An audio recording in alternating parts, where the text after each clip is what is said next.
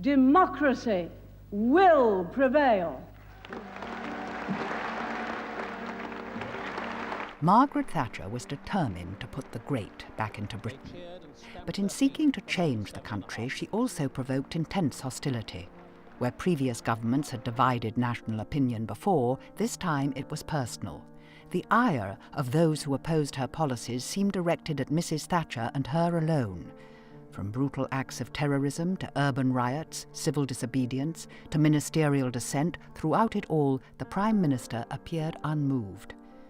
With so much to get done, she had little time to doubt her own convictions. But did her will ever waver? And did events ever influence or change the direction of her government?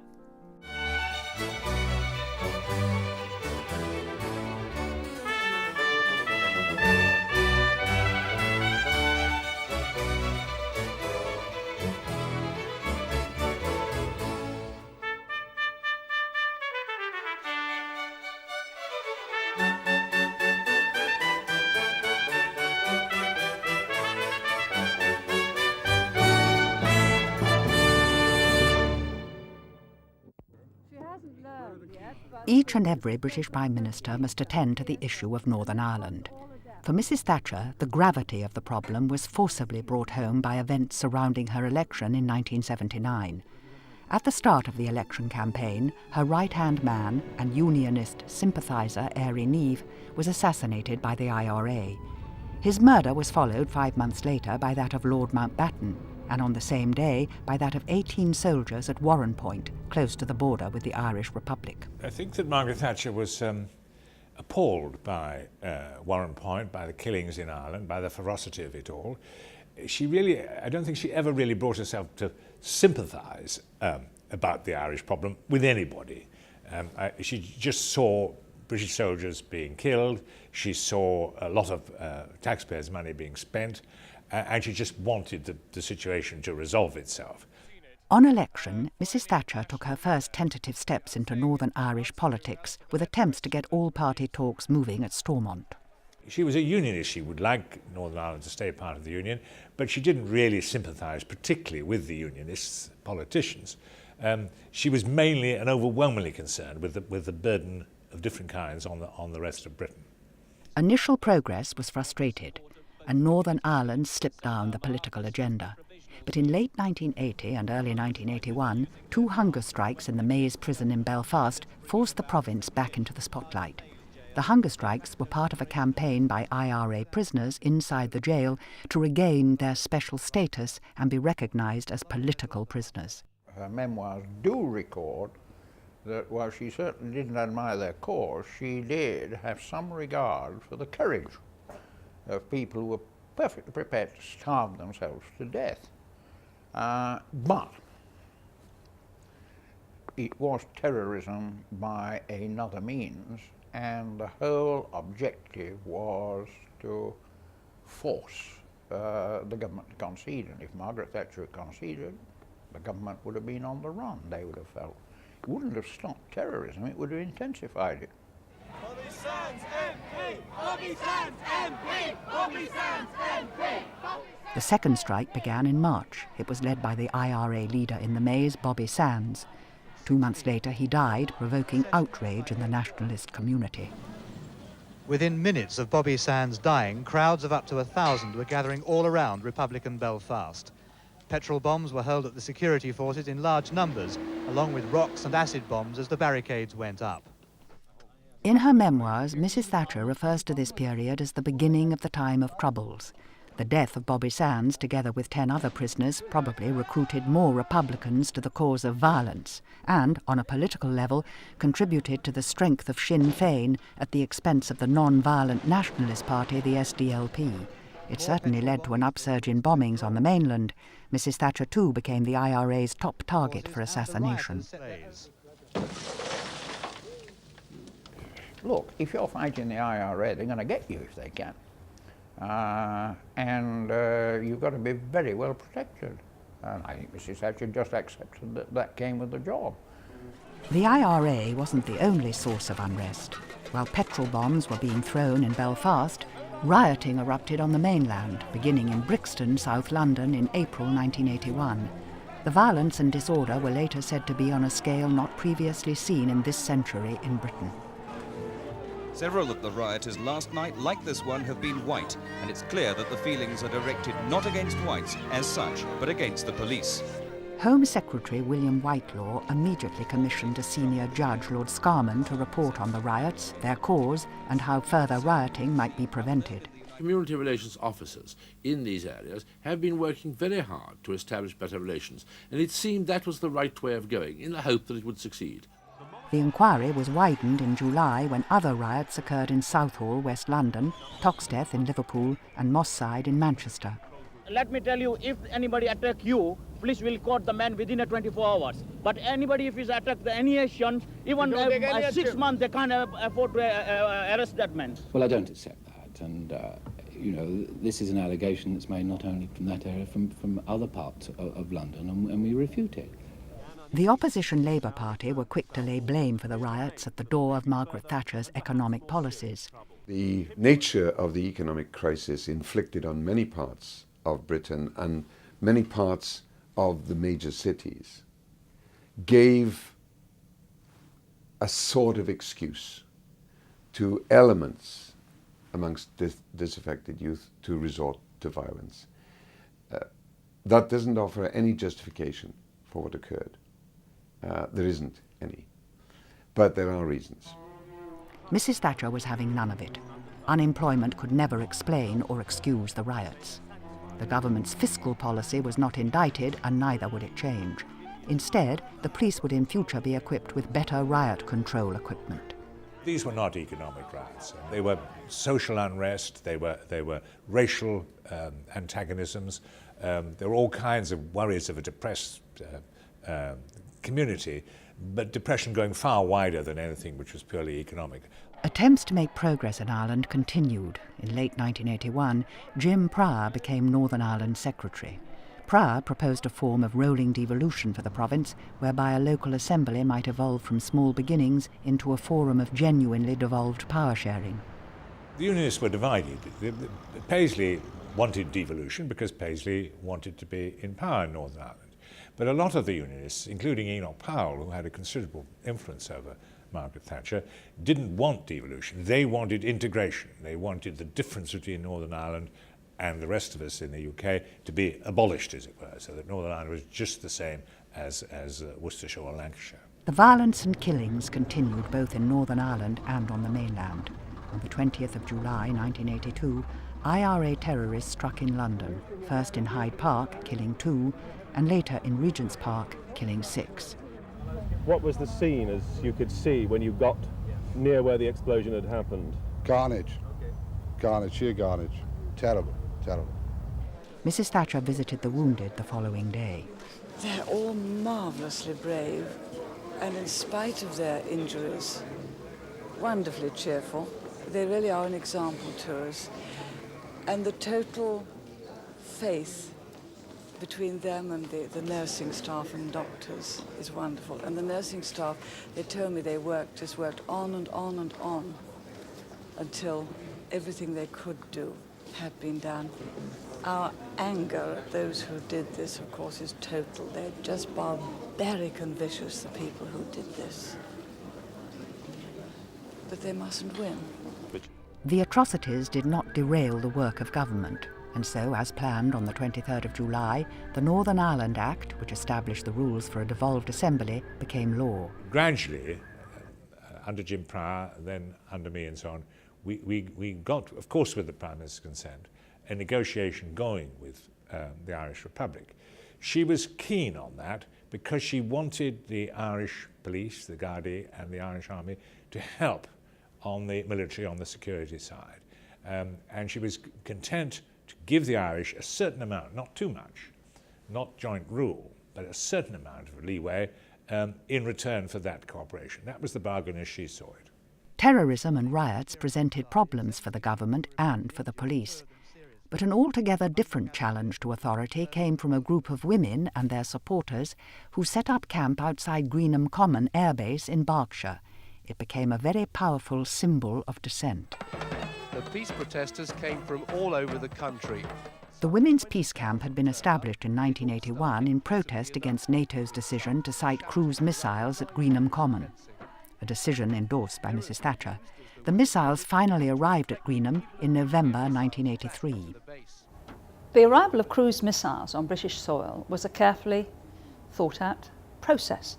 It was not so much supporting the Americans, it was combating world communism and saying to the Russians, not on our backyard.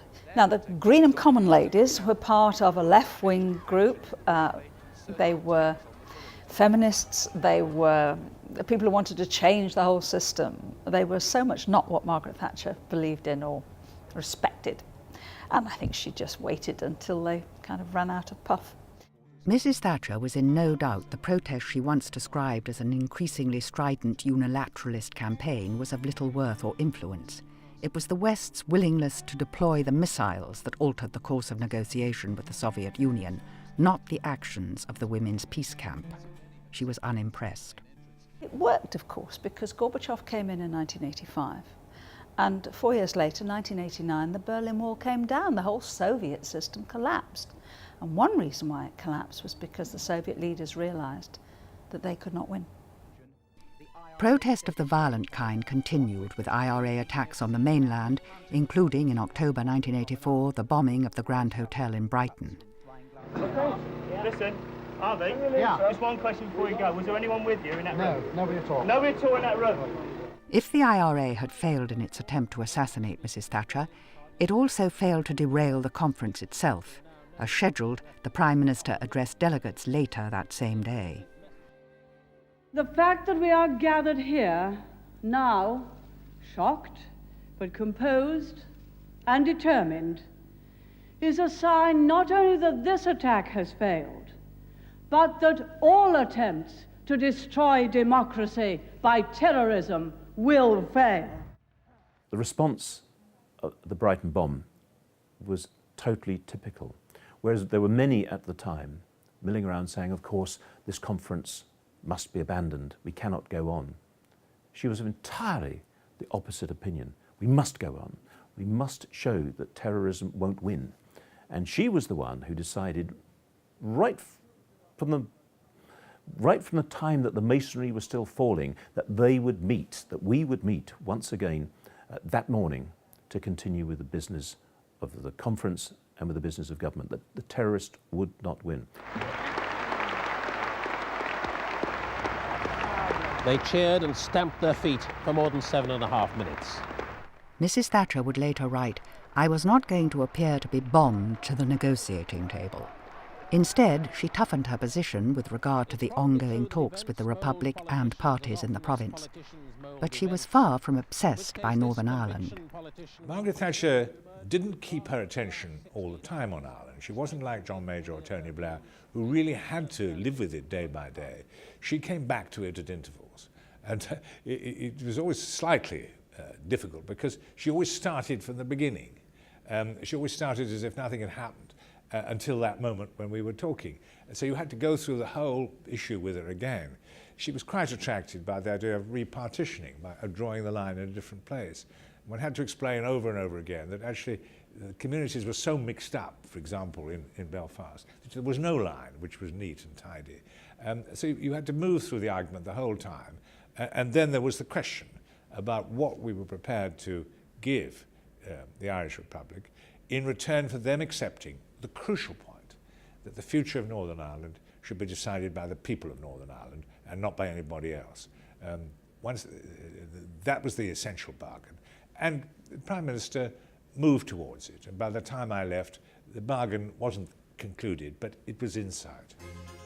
The IRA would continue its campaign of violence. So too, rioting would return to Britain's inner cities. In September 1985, riots broke out in Handsworth in Birmingham and again in Brixton, South London. Both had been triggered by police raids, the one in Brixton following the accidental police shooting of a black woman, Cherry Gross. A month later, there was a similar incident at the Broadwater Farm Estate in Tottenham. 4 policemen raided a flat.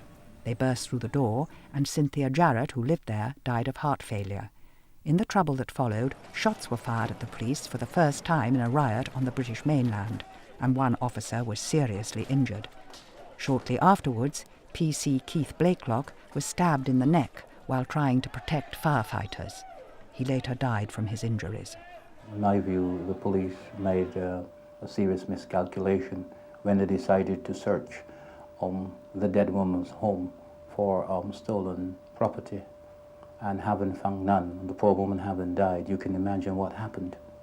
I think that she always had a degree of impatience with any kind of civil disorder. I don't think she had any sympathy for what she'd call the bleeding hearts, who said we don't like this vision of policemen sort of attacking demonstrators. For her, the demonstrators had it coming to them, I think. I think that there were people there who were out to cause trouble. And of course, if you cause trouble, there will always be somebody, especially in the areas in which they occurred, where it'll escalate a bit. And these were people who are professional agitators. And they always surface when Tory governments were in power. Well, I'm just taking an assessment of it, and it's quite clear that there's been some outrageous behaviour here. There's been a riot, and the police have contained it, and they seem to have done it rather well. You're pleased with your men's action so far this evening? Well, when you get men standing up against petrol bombs with no equipment here to repel it, I think you must put this down as the most restrained police force in the world. Reported as the worst rioting seen in mainland Britain, commentators seized on the event as indicative of a government and a society that had turned its back on the deep-seated social deprivation in its midst. Alienated youth, frustrated youth, youth feeling that it didn't have any voice that was going to be noticed, felt that it had a right to resort to violence. It didn't. But that was the feeling. And then, of course, after the first brick is thrown, the first petrol bomb is thrown, events look after themselves. For Mrs. Thatcher, nothing could justify the violence or the attacks on the police. But while she condemned the rioting, and while her priority in office would remain the economy, during Mrs. Thatcher's second and third terms, the government did start to address social policy. The Prime Minister's advisers even dubbed the policy social Thatcherism. She was very robust about anything connected with disorder, whether it was in the miners' strike, most famously, or in the city riots. She was perfectly prepared to look at the causes, but she was not prepared to tolerate outbreaks of violence. 1985 also saw further moves on Northern Ireland. Given all that had gone before, it was a tribute to Margaret Thatcher that she was still determined to find a solution to the Troubles. After various initiatives and lots of diplomatic activity between London and Dublin, by November they were ready to sign the Anglo-Irish Agreement. For the first time, it allowed the Dublin government to have a say in affairs north of the border, although without power over decisions. We protest most vehemently that you are negotiating the affairs and future of Northern Ireland with a foreign government which not only claims our territory, but harbours the murderers of our people. Unionist MPs first threatened and later resigned in protest at a treaty they simply didn't trust. Unionists would cease cooperation with government ministers and resign their seats unless a summit referendum was held. Should Parliament proceed to approve this deal without first consulting the people of Northern Ireland, we will invite all Unionist members of the House of Commons to resign their seats forthwith. Margaret Thatcher may not have succeeded in Northern Ireland, but she did start the process of involving the Republic, setting the model for later negotiations, culminating with the Good Friday Agreement. I think the Anglo-Irish Agreement was the original bedrock of the whole peace process, and I think, to be fair, it was owed as much to civil servants on both sides as it was to politicians. And she allowed it to happen. I don't think she was a great enthusiast for it, and she went along with it, as it were, and all credit for her doing that. Where terrorism, riots and peaceful protest had seemingly left the Iron Lady unmoved, it was events within her own cabinet shortly after that did most to disturb Mrs. Thatcher's composure, and all over a small company called Westland. The Ministry of Defence still hopes that the shareholders will reject the deal, something Westland's management will fight against. But some politicians feel it's the thin end of the wedge, which would end up with Westland as an assembly operation for a vast American company. Westland had been highly successful in the past, but the company had fallen on hard times. It needed help, and the only solution was a tie-up with another bigger company. Leon Britton, now in charge at the DTI, thought the US company Sikorsky was the answer. Defence Secretary Michael Heseltine wanted a European solution and had tried to secure a deal involving Italy, France, Germany and the UK. The argument developed inside government about really who should make our helicopters. And Michael Heseltine was very keen on what one might call the European solution, and Leon Britton more on the American-type solution. The Prime Minister certainly, on general grounds, favoured the American-type solution. But the thing got out of hand, and she mishandled it. And for the first time, really, in her premiership, her grip of government wavered. The row between Leon Britton and Michael Heseltine continued into the new year. At Westland itself, the board and workforce were minded to accept the American offer, but they were still subject to intense lobbying by Heseltine's European consortium. The Europeans' plans for helicopters are not at all well defined, but should they come through, potentially the European route would offer a better prospect in the long term for Westland. It's got to balance all those factors. My own feeling is they will probably come down on the side of the European offer in the end. Michael Heseltine was by now convinced there was a dirty tricks campaign against him. There was a showdown at the cabinet meeting on the 9th of January. Heseltine found himself isolated and is said to have erupted. Then, after collecting his papers, he walked out of the cabinet. The Conservative chairman, Norman Tebbit, denied that Mr Heseltine had stormed out of the cabinet. Michael didn't storm out, and I think that's going over the top. Michael did what he did, I think, with very great regret, and I think we were all surprised, but he said that he couldn't accept the procedure. He accepted the decisions and entirely supported them, but he couldn't accept the procedure, and I think that was sad, in my view. Once he saw that the machinery of government, as he perceived it, was ranged against him, he was not going to get, in his view, a fair crack of the argument, then he obviously began to think, I'm not going to put up with this. How can I show that best? By walking out. And the theatrical side of him asserted itself, and he walked out. But Heseltine's resignation wasn't the end of the story. He launched a scathing attack on Mrs Thatcher during his personal statement to the House of Commons, and the war of words continued for several weeks. It was all complicated by a row over the leak of a letter from the Solicitor General that had been sent earlier on in the saga to Michael Heseltine. What is a leak? A leak is an unauthorised disclosure of information. Who can authorise disclosures of information? Ministers. Who authorised the disclosure of information in this case? A minister, Leon Britton. So why was it a leak? And the answer is, it was only a leak because it was a piece of discourtesy. He didn't consult the other ministers involved. It wasn't a government leaking against the opposition. It was a government fighting among itself. Eventually, Leon Britton was forced to quit. He handed in his resignation on the 24th of January.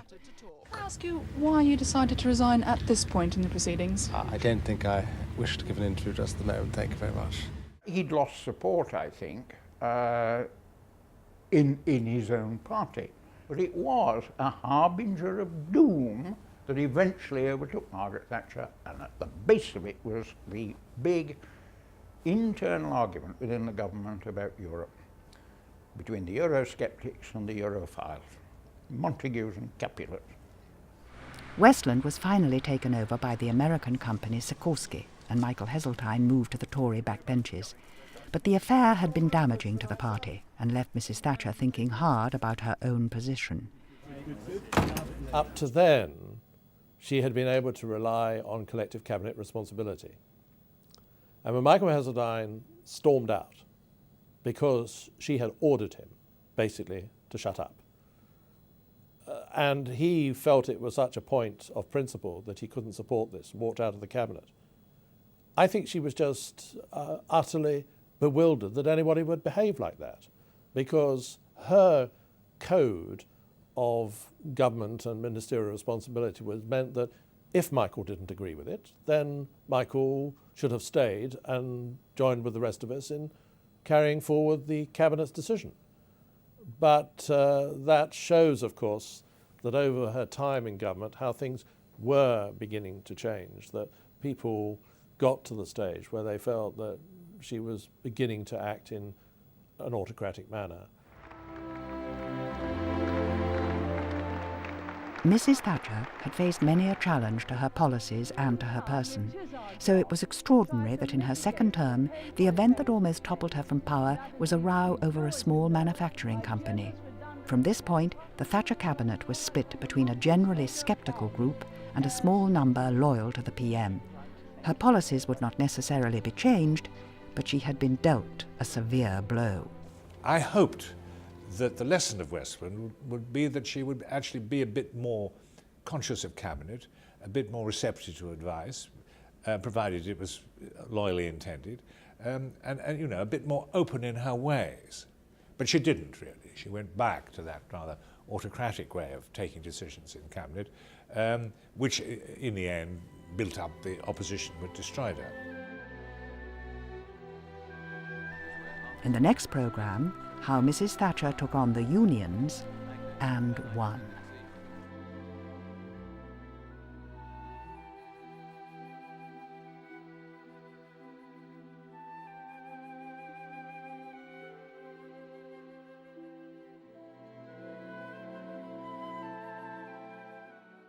You can order Margaret Thatcher a tribute in words and pictures for the special half-price fee of £10.